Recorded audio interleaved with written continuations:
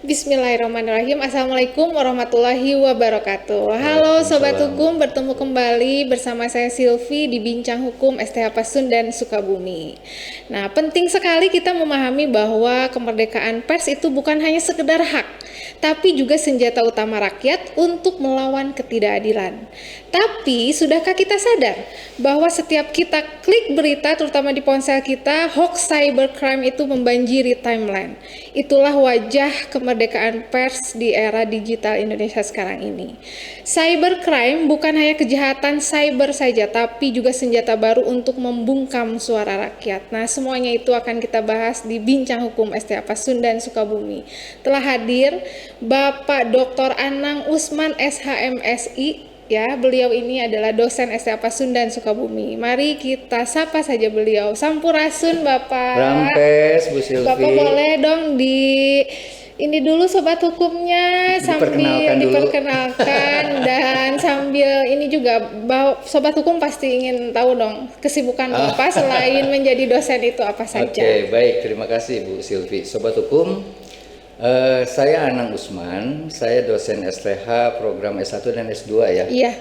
Lalu kegiatan saya selain di STH juga saya dosen di berbagai universitas. Wih, Masya Allah, mantap. Saya di Unpas mengajar sejak tahun 2000. Iya. Lalu saya pernah juga mengajar di UIN, di Unpad, Iya. lalu di program Pasca Sarjana Uninus. Iya.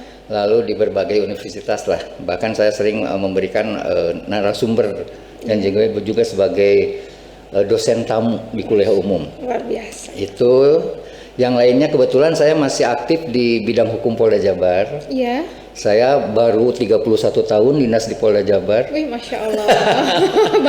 Baru dan tahun sekarang insya Allah pensiun. Iya. Jadi kalau di Polda itu pensiunnya umur 58 tahun. Oh iya.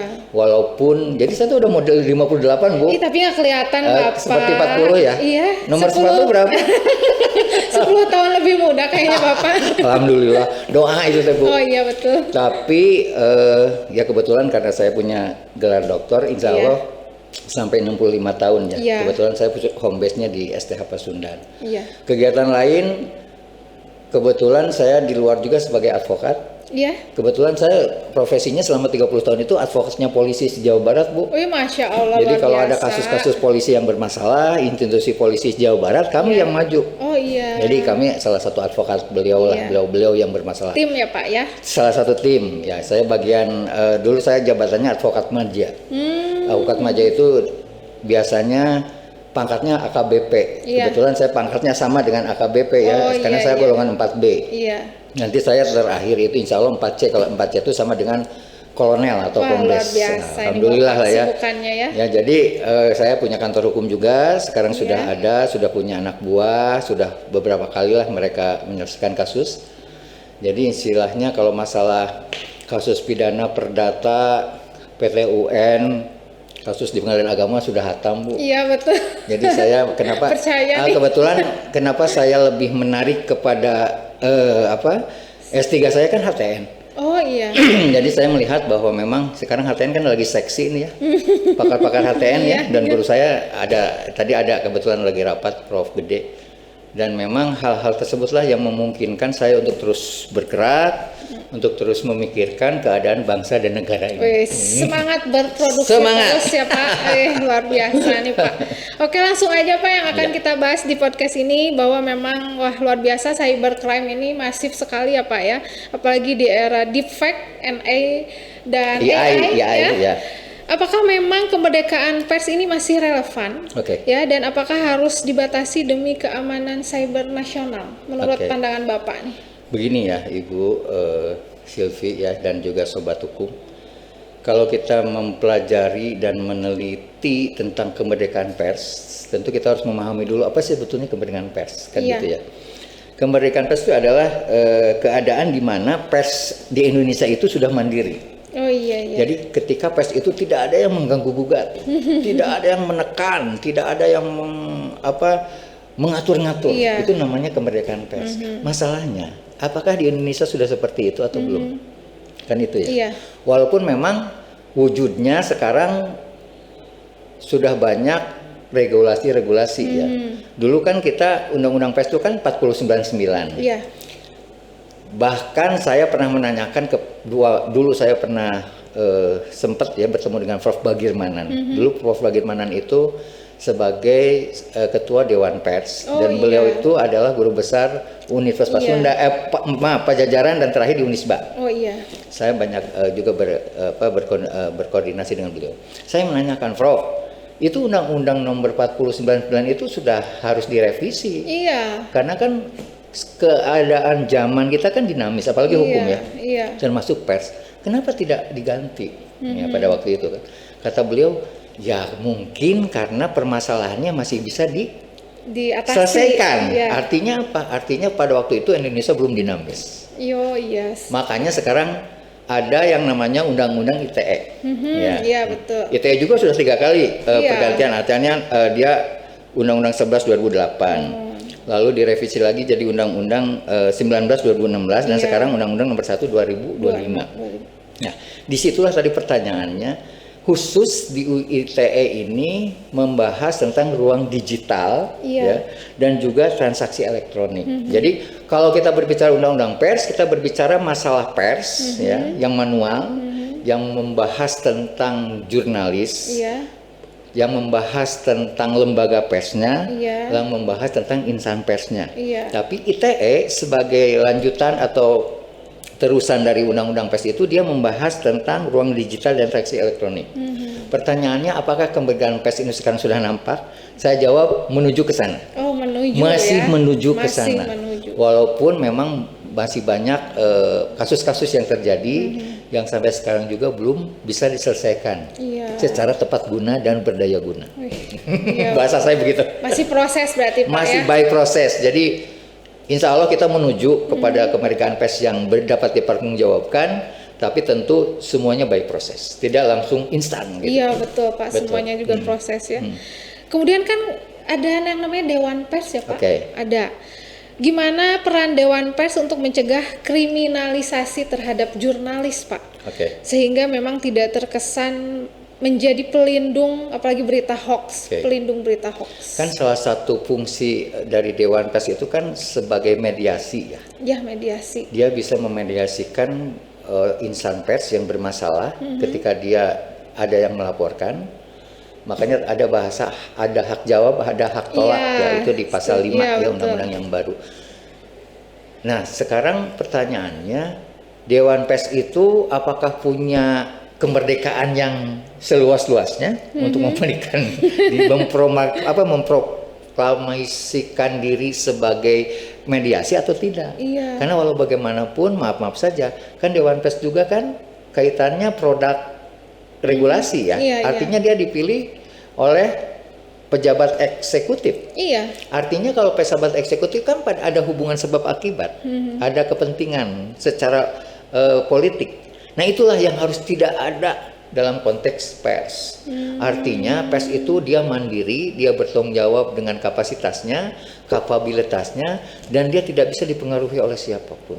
Itu masalahnya. Jadi kalau misalkan selama ini kita punya Dewan Pers, kita punya aliansi AJI ya, Aliansi Jurnalistik Indonesia atau apapun namanya, yang katanya sebagai alat kontrol, karena kita harus tahu ya sobat hukum, ini sebagai edukasi juga, peran pers itu sangat luar biasa ketika dia menjadi kekuatan keempat setelah eksekutif, yudikatif dan legislatif. Trias politika Montesquieu Bu Sylvie paham sekali. Nah, kekuatan keempatnya itu pers. Jadi artinya apa? Artinya pers itu sebagai lembaga yang tidak harus ada orang yang masuk mengintervensi, tapi dia bisa menilai eksekutif, yudikatif, legislatif. Bayangkan. Nah, sekarang pertanyaannya, pers siapa yang mengontrol? Kan begitu ya. Ternyata ada siapa? Lagi. Masyarakat. Jadi kekuatan masyarakat itu luar biasa juga ketika dia punya kekuatan untuk mengkritisi pemerintah. Nah, masalahnya sekarang orang yang mengkritisi bisa diterima nggak oleh pemerintah? Kan banyak kasus ya, yang kritis jangan kan diterima, malahan ditangkap. Kan gitu ya. Aja kan Pak ya yang disiram air. Nah, itulah saya nggak nyebut ya, Bu Sylvie langsung nyebut, termasuk kasusnya itu. Dia kan seorang jurnalis. Jurnalis juga dia penggiat LSM ya, kontras ya. Kontras. Dan itu kan kejadian itu tidak satu kali kan, banyak juga kasus-kasus yang sebelumnya ada. Nah, makanya sampai sekarang kita ingin melihat nih bagaimana negara hadir ketika dia menyelesaikan segala permasalahan yang terjadi dalam lingkungan pers. Negara harus netral. Harus netral. Wajib harus netral. Tidak ada kepentingan. Masalahnya ketika ada kepentingan itulah yang akan merusak dalam tanda kutip ya. Iya.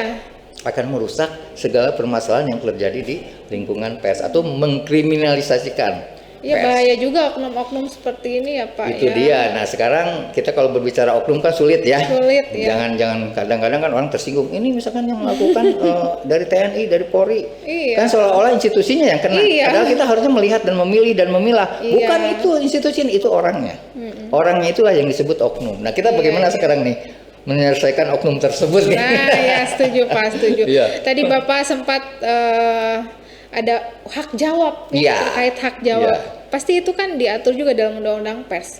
Apakah menurut pandangan Bapak terkait ketentuan hak jawab ini memang sudah cukup kuat untuk melindungi hak jawab tadi atau memang sudah butuh amandemen untuk menghadapi yang namanya sensor digital apalagi? Itu kalau masalah digitalisasi kan kita berbicara ITE ya. Undang-Undang nomor 1 2023. Tapi kalau berbicara hak jawab itu ada di Undang-Undang Pers 4099 pasal 5 ayat 2.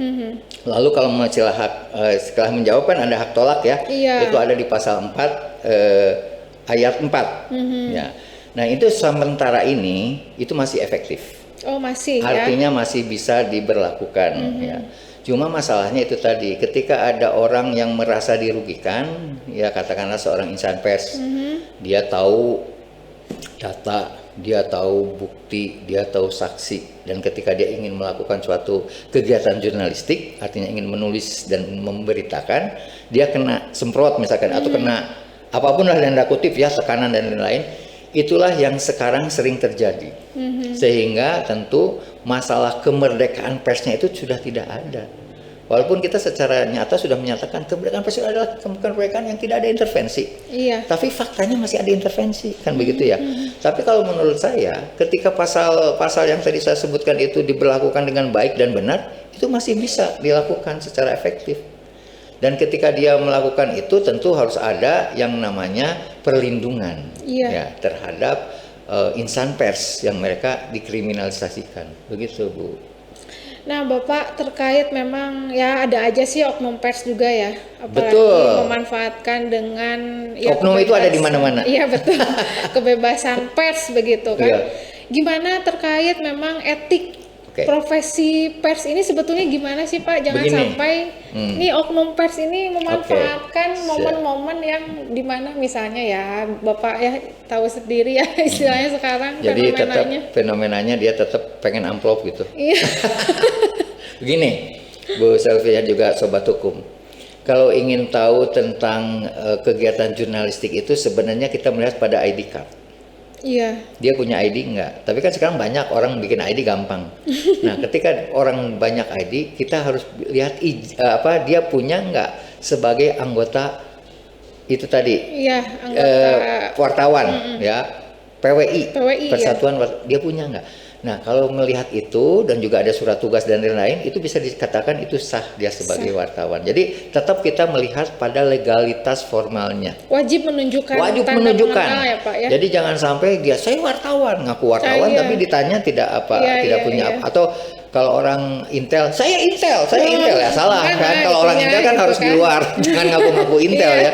Tapi kalau wartawan ketika dia ingin melakukan suatu kegiatan jurnalistik tetap harus memperkenalkan. Pak, Ibu, saya jadi surat kabar ini kartunya, ini izinnya, dan di situ sudah jelas. Biasanya kalau yang profesional dan proporsional itu dia menyatakan kami tidak menerima apapun pemberian.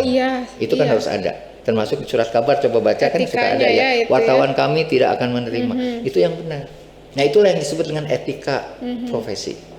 Jadi kalau misalkan sekarang ada puntennya dalam tanda kutip wartawan abal-abal gitu ya, atau wartawan tempo ayah, tempo teu aya. Korannya ada, korannya nanti 1000 nggak ada. Itu tempo namanya. Tempo ayah, tempo teu aya. Nah, itu yang harus dipertanyakan. Biasanya mereka mengaku-ngaku saja. Dan ironisnya untuk di wilayah-wilayah ya di luar perkotaan ya masih banyak yang tertib. Iya.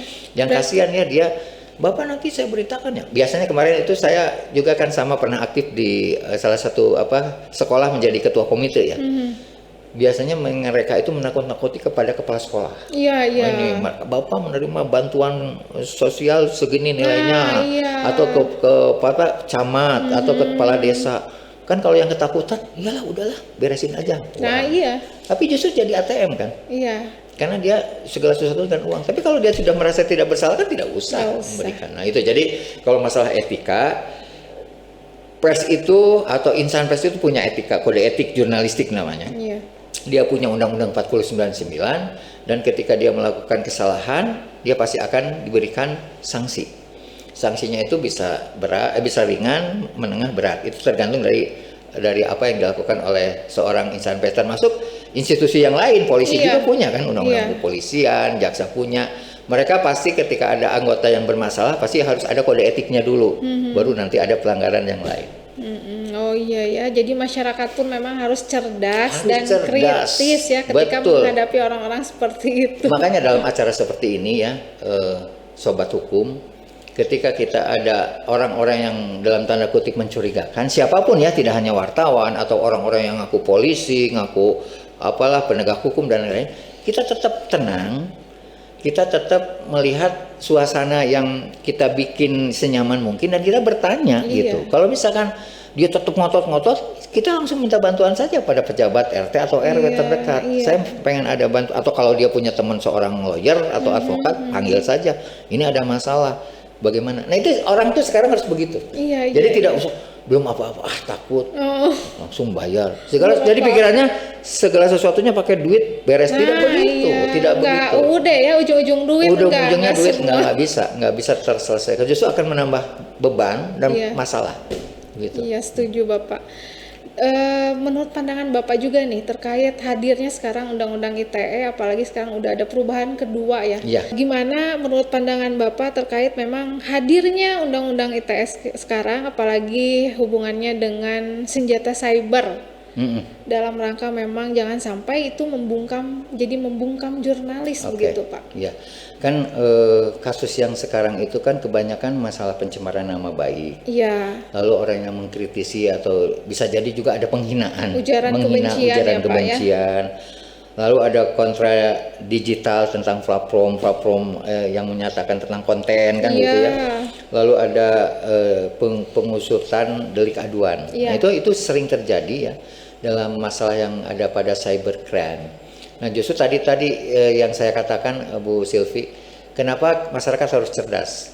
Misalkan kasus keuangan atau perbankan, kita sering ditelepon kan orang yang merasa saya dari BCA, saya dari ini, atau misalkan Bapak kami dari usaha perbankan, modus ingin ada join dan lain-lain, termasuk tentu saja ketika kita masuk di situ akhirnya rekening kita ke bawah. Nah hal itulah yang sekarang sering terjadi dan sampai sekarang pun kebetulan di Polda Jabar kan ada cyber ya. Banyak kasus-kasus termasuk dosen saya pernah dulu Prof Krisna, dia menerima berita di WA grupnya, coba Bapak ya sebagai dia tahu nasabah Bank A misalkan gitu ya, Bapak harus memijit nomor ini. Lalu ketika nomor itu lalu memijit ini dan itu, dia nurut karena disangkanya dari sana kan. Apa yang terjadi ketika dicek uangnya udah nggak ada. Bisa hipnotis. Nah itu dia. Kadang-kadang orang berpikirnya ada yang menghipnotis lah. Tapi kalau saya pikir begini, ketika kemajuan suatu teknologi itu semakin nyata, pasti kejahatannya juga sama. Dan itu dalam konteks sosiologis itu ilmu sosiologi itu tanda-tanda negara maju. Jadi ketika kriminalitas meningkat dan ketika peran APH-nya itu juga bisa mengatasi itu tanda-tanda negara maju. Nah Indonesia sudah ke sana belum? Arahnya ya. Artinya begini, sekarang kasus di cyber kan banyak nih. Nah ketika pihak kepolisian bisa mengungkap bahkan bisa menangkap itu bagus. Luar biasa. Ya. Tapi ketika teknologi kita, negara mempunyai teknologi tapi teknologi kejahatannya juga semakin canggih, itu yang tidak luar biasa. Berarti negara kita belum maju. Nah sekarang bagaimana kita ingin seperti negara-negara yang sudah paham ya tentang teknologi, ya dimulai dari regulasi tadi, termasuk itu Undang-Undang Nomor 1 2023. Iya, negara pun hadir harus menyesuaikan segala modus kejahatannya. Betul. Karena kan itu tadi hukum itu bersifat dinamis. Itu perubahannya per detik, bukan per menit lagi, per detik. Dan kasus yang dulu kita tidak tahu ya, sampai kok duit bisa hilang sih. Aneh gitu ya, ajaib, tapi sekarang bisa terjadi, gitu lah. Makanya itulah yang namanya teknologi itu kita harus memahami dan harus mengkritisi serta harus paham. Makanya saya setuju nih di dalam ini kebetulan ya kita forumnya sangat baik. Ketika kita juga di institusi-institusi sekolah ya, khususnya institusi hukum, kita mengajarkan juga masalah cybercrime. Kita mengajarkan juga bagaimana anak-anak kita itu tahu dan paham masalah-masalah yang menyangkut tentang kejahatan di dunia maya. Kebetulan di STH sudah ada mata kuliah cybercrime. Betul, itu harus mereka udah paham lah. Oke Bapak, kira-kira strategi apa nih Pak yang bisa diambil oleh pers terutama di Indonesia agar tetap merdeka dalam menyiarkan berita di tengah tekanan politik? Oke, ini bagus ya pertanyaannya. Yang pertama tentu hukumnya harus ajeg dulu ya, harus kuat. Jadi hukum itu harus jelas dan konsisten. Jadi ada istilah begini, ketika kita berbicara masalah negara hukum, kita akan berbicara ada 3 unsur. Yang pertama supremacy of law. Hukum itu menjadi panglima. Dia harus bisa mampu menyelesaikan segala permasalahan yang menyangkut hukum. Yang kedua apa? Equality before the law. Di masalah hukum itu sama. Masalahnya kita kan belum juga melihat ya kesamaan hukum. Masih banyak punten masyarakat lemah yang tidak berdaya, akhirnya dia kena hukum juga. Padahal kasusnya hanya sekedar mencuri ayam, mencuri sepeda, atau bahkan mencuri tembakau kan gitu ya. Tapi kita memahaminya bahwa itu harus ada eksekusi, itu salah. Makanya dengan adanya undang-undang baru itu KUHP baru dan KUHP baru itu kita mulai melihat ada pembaruan hukum. Adaptasi lagi Pak. Adaptasi juga. Jadi kita nanti tidak banyak memberikan hukumannya itu di penjara, tapi ada sanksi sosial dan ada denda. Itu bagus itu. Dan di Eropa udah berapa tahun yang lalu kita ketinggalan, tapi tidak apa-apa daripada tidak berubah sama sekali. Jadi itu ya, hukum harus jelas dan konsisten. Yang kedua, aparat harus patuh. Harus patuh pada mekanisme pers. Dia jangan sampai menjadi arogansinya semakin kelihatan. Gue itu aparat, lo tahu apa? Nggak ada begitu.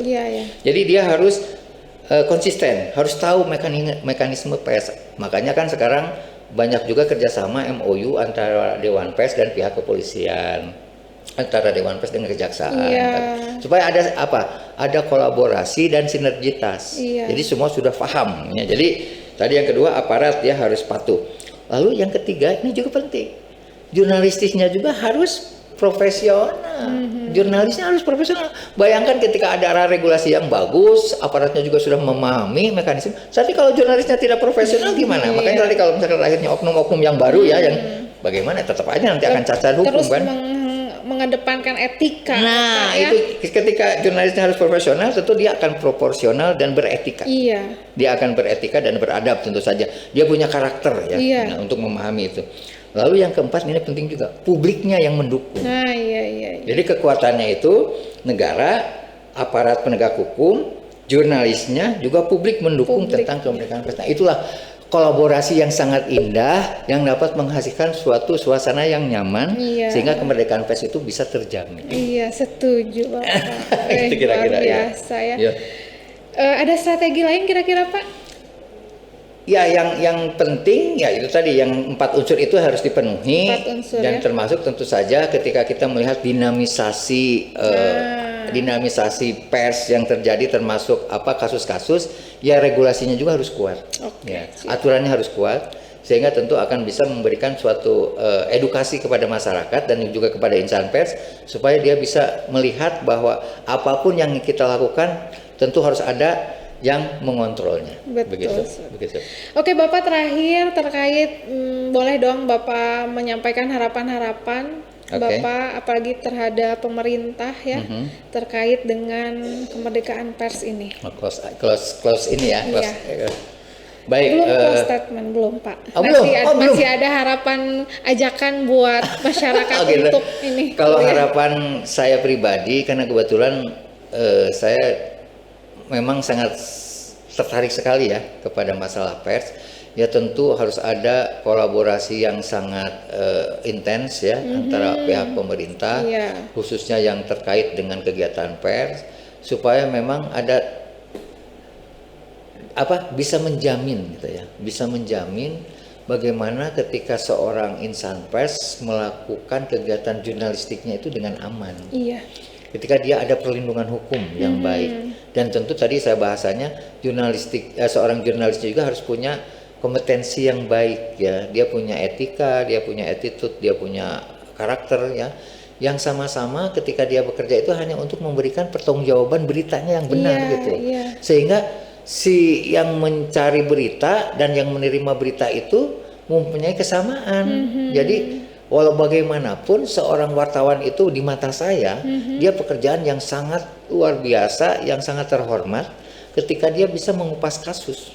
Tanpa intimidasi ya Pak? Tanpa intimidasi, tetapi dia mempunyai komprehensif yang baik gitu ya, ilmu yang benar. Artinya secara komprehensif dia bisa melakukan berita-beritanya itu secara benar dan yang penting bisa dipertanggungjawabkan.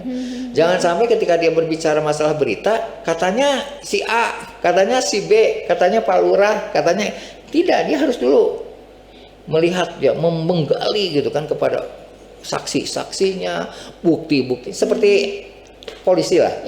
Ketika dia mengungkap kasus kan dia tidak serta-merta melakukan suatu justifikasi, oh itu pelakunya, itu tersangkanya, itu turut terduga pelanggarnya, tidak begitu. Tapi bagaimana ketika dia mengkaji dulu dan dia mencari tahu untuk membuat terang bagaimana kasus itu terjadi. Sama wartawan juga harus begitu, malahan wartawan itu luar biasa, superior ya, dia harus mempunyai ilmu yang lebih daripada siapapun. Begitu. Setuju Bapak. Oke Bapak, boleh dong ajakan kepada masyarakat umum untuk dapat bergabung di STH Pasundan Sukabumi. Oke, baik ya, Sobat Hukum, khususnya anak-anakku sekalian yang berminat dengan masalah hukum, segera mendaftarkan diri kepada STH Pasundan. Kita sekarang sudah banyak inovasi dan bahkan kita juga banyak program-program yang menarik ya, termasuk dalam podcast ini juga ada kegiatan-kegiatan ekstrakurikuler, termasuk dosen-dosennya berkualitas. Itu yang penting, dan kita masih di bawah naungan Paguyuban Pasundan. Artinya kita sangat berdekatan sekali dengan program-program yang sudah dilakukan dan menjadi program kesundaan juga keislaman ya. Kita punya program kesundaan, keislaman, dan tentu kita punya program-program yang lain yang bisa menunjang kinerja anak-anak kita untuk menjadi seorang profesional khususnya di bidang hukum. Jadi daftar segera. Mantap, luar daripada telat. Terima kasih Bapak atas waktunya. Terima kasih. Baik, sebelum saya tutup, bahwa memang dapat kita simpulkan bahwa memang kebebasan pers itu ya, kebebasan pers yang tangguh itu harus mampu membongkar jaringan kriminal cyber sebetulnya. Dengan membangun transparansi, tadi kolaborasi ya Pak ya, koordinasi dan melindungi hak publik atas informasi. Pers juga seharusnya berperan sebagai penjaga gerbang virtual, di mana setiap klik berita menjadi senjata untuk melawan kegelapan ya. Mari kita perkuat regulasi, kolaborasi, koordinasi serta literasi digitalnya. Betul, itu penting. Agar kemerdekaan pers itu tidak hanya sekedar mimpi, tapi realitas yang tidak tergoyahkan. Kebebasan pers adalah jaminan keadilan besok. Jangan biarkan cybercrime merenggutnya. Betul. Baik, terima kasih Sobat Hukum. Setelah setia mengikuti kami, nantikan episode-episode selanjutnya dengan bahasan yang menarik lainnya. Terima kasih Bapak atas waktunya. Sami-sami, mangga. Wabillahi taufiq wal hidayah. Wassalamualaikum warahmatullahi wabarakatuh. Waalaikumsalam warahmatullahi wabarakatuh.